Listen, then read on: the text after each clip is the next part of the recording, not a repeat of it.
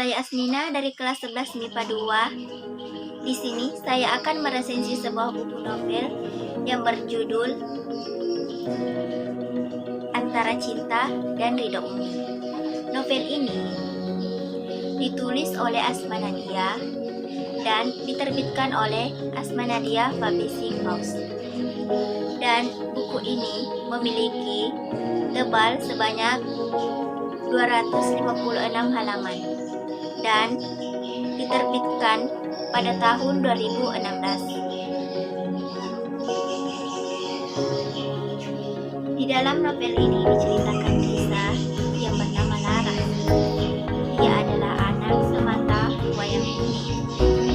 Dia adalah salah satu jenis manusia yang tidak memikirkan pikiran orang lain, baik tentang dirinya, lingkungan sekitar, dan siapa saja yang tak bersentuhan dengan dirinya.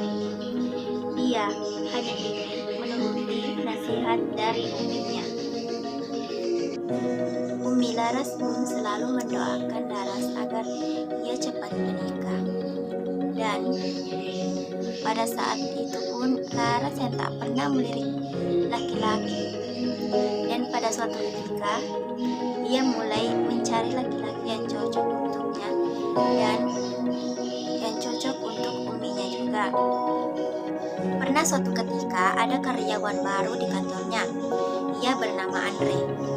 Andre adalah seorang pria intelek yang berpendidikan bagus dan ternyata ia Islam. Tetapi ia tidak sholat. Dan Laras pun memperbincangkan hal ini kepada ibunya. Dan akhirnya ibunya tidak setuju dan ia pun putus. Pada suatu waktu Laras bertemu dengan seorang pria. Ia bernama Rian.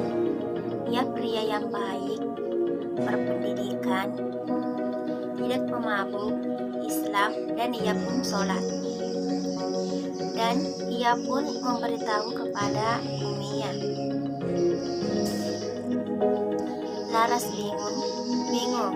Ia memikirkan bahwa kenapa dia tidak mendengarnya. Tetapi setelah ditelusuri oleh Laras, ia adalah dua beranak tiga. Dan bagi uminya, ia tidak mempermasalahkan hal seperti ini.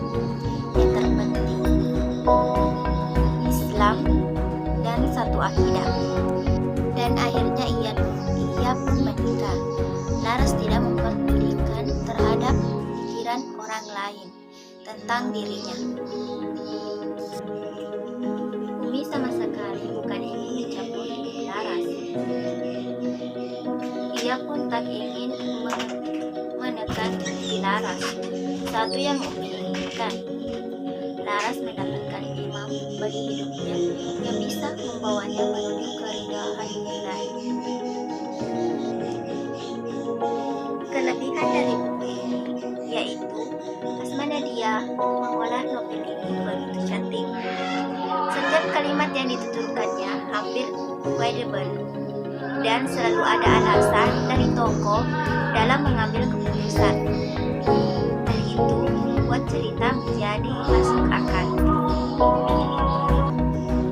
Kekurangan dari buku ini tidak memiliki banyak kekurangan, namun ceritanya mengandung paksaan dalam hal pilihan.